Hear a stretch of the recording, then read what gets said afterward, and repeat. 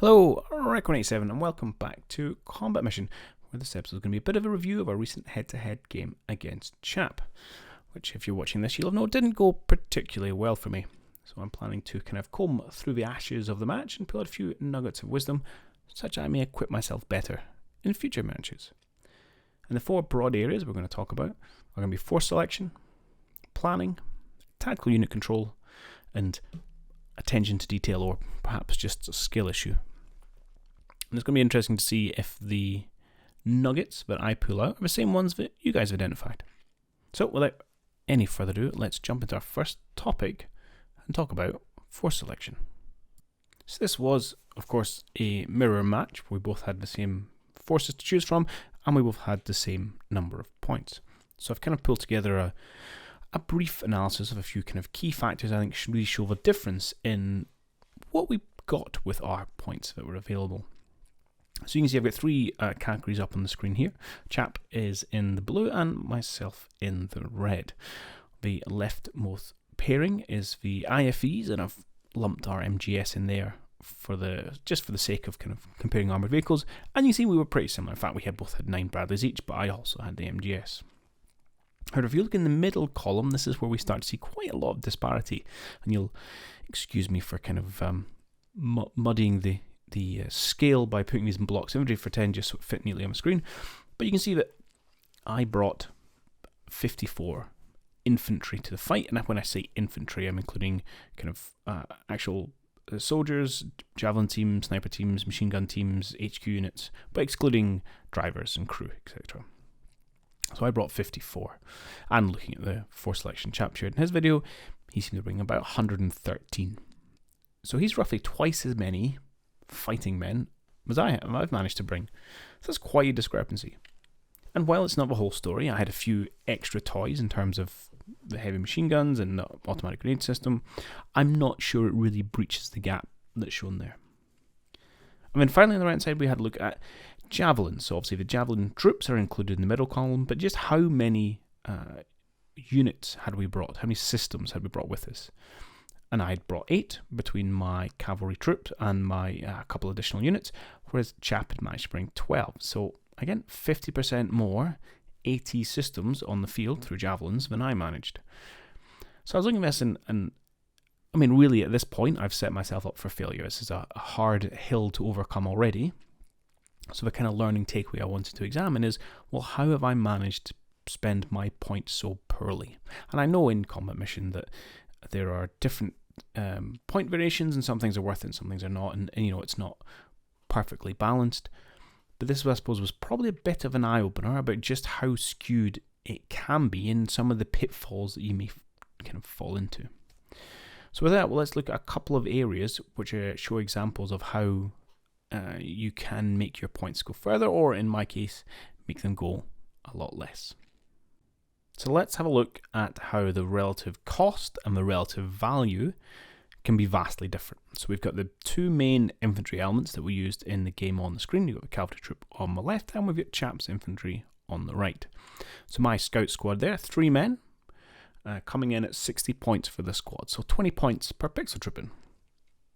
Chap's infantry squad, 9 men for 103 points, which means he's paying just over 11 points per pixel trooping, which means I was paying almost double for each troop that I brought to the field, or conversely, I'd be able to field just over 50% of the forces that Chap could, which actually we saw on that last screen there, which shows that the relative cost between units is massively skewed.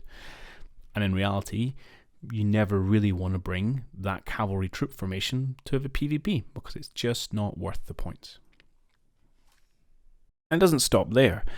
The actual spending power of your points can vary depending on where you pick up identical teams. And what do I mean by that? Well, in front of us here we have 2 columns of sniper teams, and they are mirrored. The ones on the left and the ones on the right identical. We have 2 sniper teams with the Mark 21 and 1 sniper team with the M107.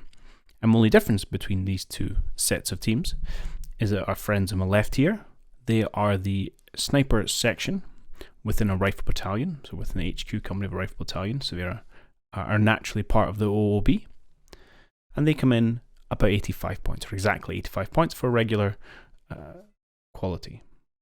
The column on the right, however, have been added as specialist teams, and they come in at regular quality as well at 138 points, which means, in something reminiscent of a supermarket commercial, that you're spending 60% more, or actually over 60% more points to get the basket of goodies on the right.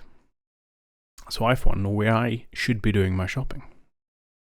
So I won't labour the point any further, but clearly there's a whole skill set in knowing the best ways of spending the point allocations for PvP games, but something I've very rarely dabbled with, as I predominantly put my hours into single player.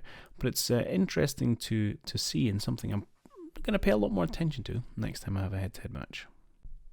And the other point I wanted to bring up on force selection, and it kind of leans slightly into planning as well, was the kind of at what point in the process you pick your force. I suppose ordinarily in the perfect world, when you're planning out, anything really, you start by looking at what the objectives, what is it I'm trying to achieve. Then I build a plan, how is it I'm going to achieve those objectives, and I suppose if you're looking at it in a military mindset, what are the force requirements I require to then execute that plan. Now obviously when you're playing a lot of single player or combat mission, or even if you're playing head-to-head but in pre-built scenarios, the force selection is fixed. That's part of the scenario design, just to try and achieve the objectives and come up with a plan that suits the force selection. But if you have a free hand in PvP games, then really that's a process you should follow. And I kind of have to put my hand up and say, I didn't really do that. And I kind of had this idea of a force in my head, and this mechanized force I'd built and added some toys I wanted to play with because they're fun, like the MGS, like my heavy machine guns, like the AGS, just because I wanted to take them out and have a go. Which is fine, competition is a game, we should do it to have fun, but at the same time it wasn't the most efficient method of setting myself up for success. And when I look at the ground and the objectives and how we're going to achieve them, and a lot of the kind of small sight lines, heavily wooded terrain, I really needed more boots on the ground. Now, part of that was my poor use of force selection, but even if I hadn't known that, I should have looked at my force and said, actually, I've probably got too many vehicles here, I need more eyes and ears before I can use my vehicles effectively. So I was a little arse about it with my thought process there, and that's something I just wanted to kind of hold my hand up to and say, okay, that's I need, next time I have a PvP game, we've got to kind of respect that flow a lot more. So that last point's not particularly earth-shattering or visionary, but a valid point nonetheless. The next thing I did want to bring us on to talk about was planning, and let's first by recapping what the initial plan was, and then maybe talk about some of the deficiencies in it. So I'm pretty happy with what our opening moves were. It was fairly well thought out. We had a blocking artillery barrage to try and limit Chap's movements in towards some of those minimum victory points. We had an objective to seize the first of those minimum victory points and to set up a little bit of a bulwark. We had a squad heading out to the right. We wanted to try and dominate that area. And then we had a smaller force heading out to the left, looking to just engage advantageously against any of Chap's forces. However, what was lacking was a clear what next. I didn't really have any scenario planning built in at the start of the mission. If we'd seen, for example, a heavy push from Chap down one flank, what was my response going to be? Was I always going to try and counter it head on? Was I just going to try and defend it minimally while putting my forces elsewhere? Or, depending if I saw lots of vehicles versus lots of infantry, did I have any set plays or positions that I want to take up? And the answer was no, and I probably should have done some of that. But I think probably even more detrimentally was I didn't in my own mind have a clear plan of, well, if this first bit goes swimmingly, what is my main objective? And it kind of formed later on in the scenario, but at that point I didn't have enough supporting assets to kick off. So really, looking back now, I think a stronger play would have been to commit more to the right flank and being a bit more aggressive out there, to really try and take over that major VP and the tree line, and thereby threaten kind of Chap's rear and flank positions. That probably wouldn't have gone on that easily. I had no doubt he would have probably heavily reinforced because it was obviously a major VP, and also he doesn't want to lose his flank like that. But I think I would have been better if I had a set up for a stronger commitment. And some of that comes in around the likes of the use of the arty assets as well, which I think I floundered around a little bit with. And I would have been better set by saying, well, look, I'm going to commit to this push on the right flank before I'm going to get my RT up on that tree line, and then I'm going to hammer that after 5 minutes, and at the same time I'm going to push forward with a chunk of infantry and Bradleys or whatever. Rather than I was a bit more tentative in all fronts, and really I kind of lost the initiative. Now, as it happens, I was also really badly outnumbered, and so invariably I was coming across fights, and everywhere I came across fights I was kind of outgunned, outmanned, and just lost the attritional battle as well. And perhaps that wouldn't have changed, to be honest. I maybe have just made a big strong move out to right and still found lots of Chap's troops and had my face panned in. However, I think it would have been a better plan, even if it failed, good plans can still fail, to have said, well, look, this is what my clear secondary objective is going to be. Or, as I mentioned before, have a few contingency plans in place. And supplementary to that is positioning of assets and specialist teams. And again, this was one which I was really disappointed by the performance through the match of where these teams ended up and how ineffective they were. So, for example, my AGS squad did nothing all match, and there was definitely places they could have been useful. Had I maybe brought them up into the tree line to put some grenades into the woods where Chap had some infantry, or even swung them hard out right early, again, to try and hit either the VP itself or the tree line beyond, much more effective use of them than kind of hang around a house in the middle.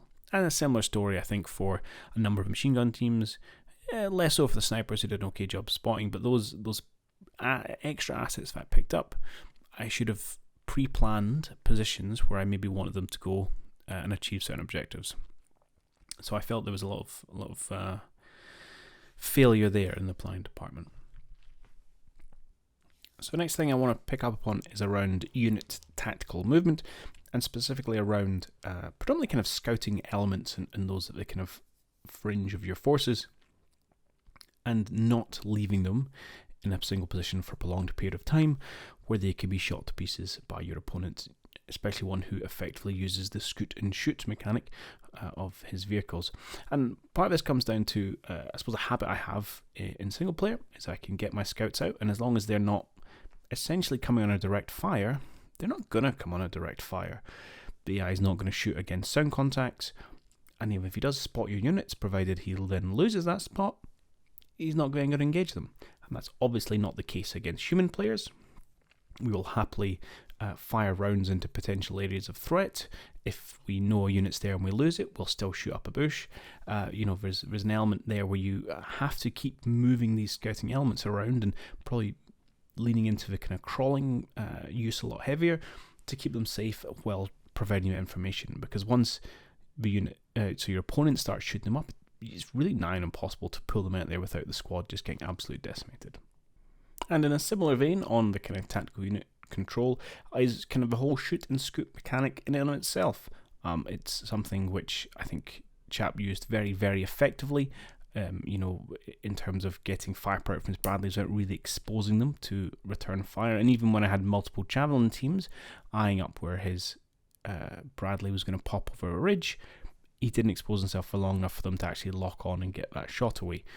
So it's just, again, something I need to pick up and develop in my game, is being able to firstly utilise that better with my own troops, so my own vehicles, make sure they're not getting destroyed when I'm engaging in direct fire, and secondly being aware that of the threat from your opponent and therefore trying to counteract it, and not just spending lots of turns with a couple of Jav to him staring at a ridge in the hope that he's going to appear long enough for us to get a missile away. And the last bucket of things I want to take a quick look at is I've kind of labelled under attention to detail, but it's also just kind of a get good or skill issue bucket. And there's two real things in here that I wanted to draw out. One was around attention to detail on terrain. So there was a couple of times in the battle where I was slightly caught out by Chap's use of some terrain, either the use of low ground, which I hadn't really appreciated was going to muck up my sightlines. Kind of a couple instances out on the right flank, the great scoot and shoot position he had with his Bradley, I didn't pre-identify that. And similarly, his use of kind of micro terrain to kind of shuffle some of his infantry around, well, that maybe didn't have a big impact on the match. I think it was still something which I hadn't planned for or anticipated. And partly that was just my own unwillingness to spend huge amounts of time poring over maps to really identify all these much smaller features, which actually can have quite a big impact on the game.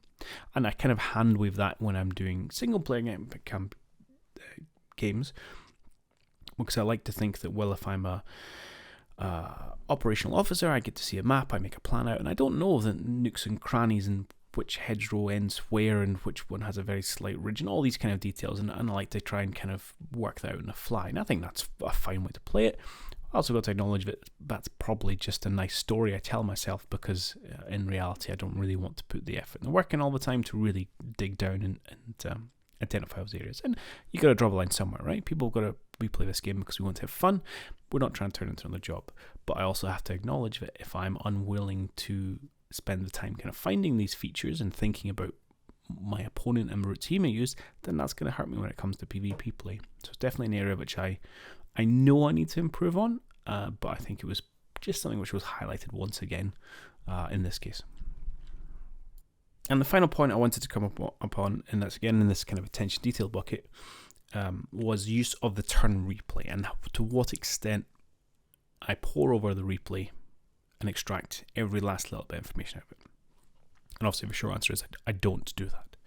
And in fact, a very good example of where this has significantly hurt me was early in the match, where the Bradley spotted infantry out on that left flank, engaged, made a kill, but it was a really, really brief spot. And I don't think it comes up in the video for the episode either, and I missed it entirely up on the replay.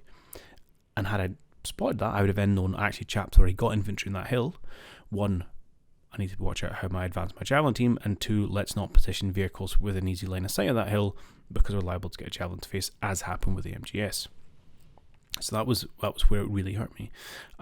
And again, this is just around about finding that comfort line of saying, well, look, I want to spend more time on it because I want to be a better player, but at the same time, I don't want to be so onerous that I'm not enjoying it anymore. And it just comes down to where you find that comfort zone as a player. As long as you're happy to acknowledge that anything I leave on the table is something potentially that I'm giving an edge to my opponents.